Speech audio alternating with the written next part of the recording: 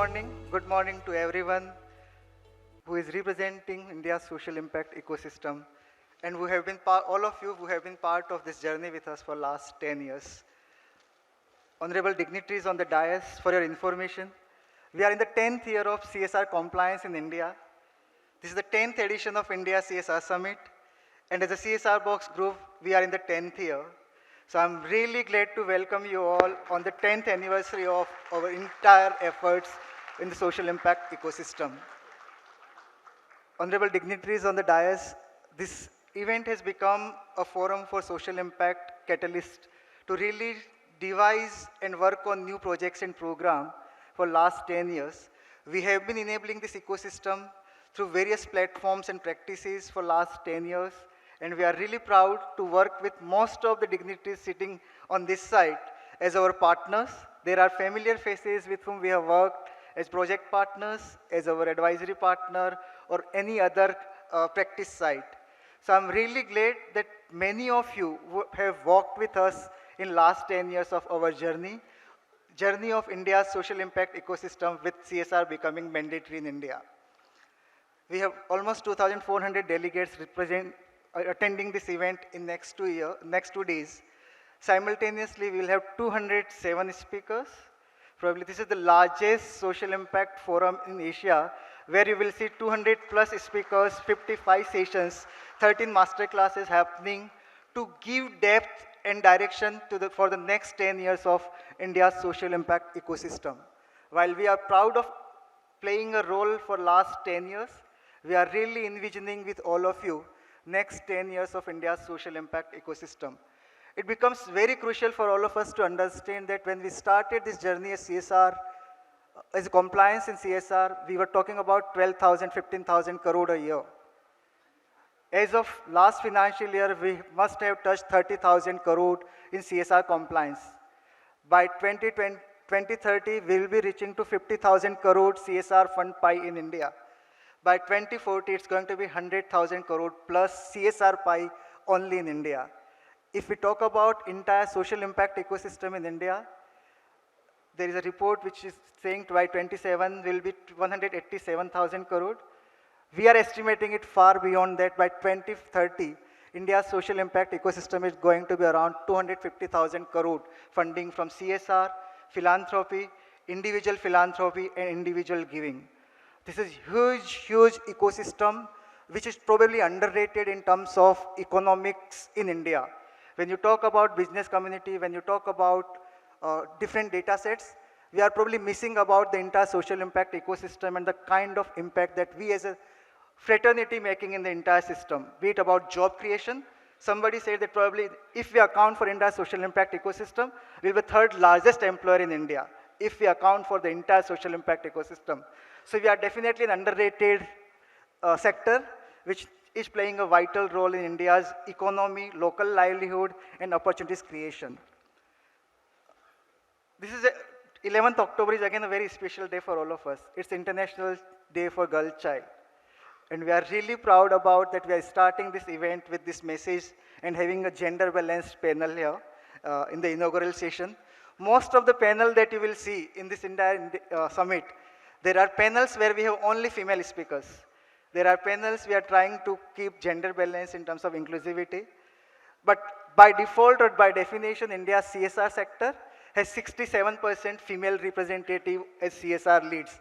So a huge round of applause for India's social impact ecosystem, where we have more female participation as a CSR leaders in the sector. When we visualized this platform a few years back, we were really looking forward to creating a platform which creates a platform for collaboration. As an organization, as a platform, and as an entity, we have tried our best in last 10 years to enable this by converging competition into collaboration. When you look at the agenda of the event, you will really be proud that for you who are our competitors, those all will be sitting with us in this forum in next 2 days. Your competitors might be sitting with you in this forum for next 2 days. So that's how we are looking at bringing together entire social impact fraternity. This sector is not about competition. This sector has immense opportunities for all of us to do good in a better way, to play a vital role to envisioning India or Bharat for the next 10 years. With this, I have one very special and personal announcement because it's International Girl Child Day. Himanshu, if we can go to the photograph. Because the entire CSR box is co-founded by me and my wife, Shilpi. Uh, and we have been blessed with a daughter 7 months back. So we really want to announce something special for this day when we want to launch STEM for Bharat scholarship for 11 girls every year as in personal capacity. So we'll be doing 11 scholarship in STEM for Bharat through our personal contribution as Shilpi and Bhomik founders and Adhira being in the center stage. So thanks a lot for all your blessings. I'll go back to my topic of India CSR Outlook Report. We have been doing this publication for last 8 years. This is the 9th year when we are launching this. This was the first official data available to external fraternity in 2015 about CSI spending in India. We were the first one to launch official CSI spending by companies after the CSR compliance. Since then, this has become the master document as a reference point for the CSR fraternity, where the sector is moving and how the sector is doing. To give more depth on the 10th anniversary of India CSR Summit, we have given it more primary research-based approach, where we have reached out to CSR fraternity and boardrooms and trying to understand what they are looking at in next 10 years of India's CSR ecosystem, what have been the experience of past 10 years. There are very critical insights which will be helpful for the implementation partner. That is an implementation partner, what is the expectation from on the boardroom, and where we are moving for next 10 years of thematic and geographic priorities. I will slightly touch upon key insights coming from the boardrooms. If we can go to, yeah. So this report covers 3 major elements. One is boardroom discussion, other one is trend analysis of last 9 years, and specific analysis of last financial year. Very important insights, and it's very important for the dignitaries sitting here. Before COVID, there was almost 20-25% of the preference for government partnership in CSR. Last 3 years, 4 years, trajectory has changed immensely. Narrative has changed immensely, and most of the corporates are looking to work in projects where government partnership is an essential element in the program design. This is very good information, insight for implementation partner, that when you are designing projects and program, you have to essentially involve government system. You have to leverage the strength of the government. This is directly coming from the board members who are deciding about CSR projects and program. We try to look at what are the priorities in the boardroom. There are 26% of the decision makers who are saying that healthcare and wash is their first priority, and education is their second priority. First priority with 23%. But when you look at environment and sustainability as a priority in the CSR segment, which used to be only 5% traditionally or 9%, in the range of 5 to 9%, boardroom has moved to next level. They are saying that environment and sustainability has become their second priority in the preferential order. So this is technically this can be assigned to climate change problem that we are facing, ESG narrative, which is being net zero narrative, which we all playing a vital role. Because of that, environment and sustainability is going to be the critical thematic area on the CSR side. Okay.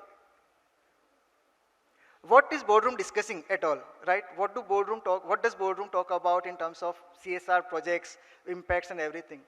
A critical insight, 91% of the boardrooms are talking about impact of the past project. And I have been telling this to entire fraternity that 2023 is a year when we are moving into impact delivery arena. Entire fraternity has to talk about impact delivery on ground. Just numbers, just spending will not work. So there has to be on-ground projects where you can map and measure impacts on ground. 40% of the boardrooms are talking about projects which have strategic linkages with their business community or their business and supply chain. 59% are talking about ESG priorities, and they are talking about environmental projects. 78% companies perceive that net zero and ESG has really pushed agenda of sustainability and environment project to next level. 82% companies, very critical, 82% of the companies wants to involve their employees in the CSR program. They want to really give them flavor of social sector, that why CSR is a different wing in the organization and how they work with different social sector problems and solve those problems. This is a specific insight for last financial year where we have mapped 301 companies. The increase for prescribed CSR is 11% from the last financial year. We have been saying that India's CSR pie is increasing in the range of 10 to 13% year after year. That's where our projection of 50,000 in 2030 comes from. We are almost in alignment with prescribed and actually spent. There are some spending which the format has changed a bit in the CSR reporting, so there are some data analysis which is not aligning from the previous year. So that's why we are not talking about that trend analysis here. Very important, I really want to talk about this slide for 1 minute. CSR committee, we all know that all companies have CSR committee, right, by mandate.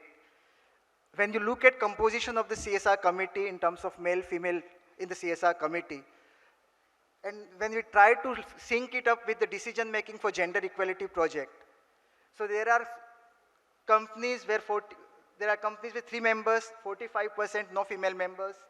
There are companies with 5 members, only 23% having no female members. So probably what we are trying to say that companies need to start thinking about including women in CSR decision making. CSR committee has to have women on board. Why so?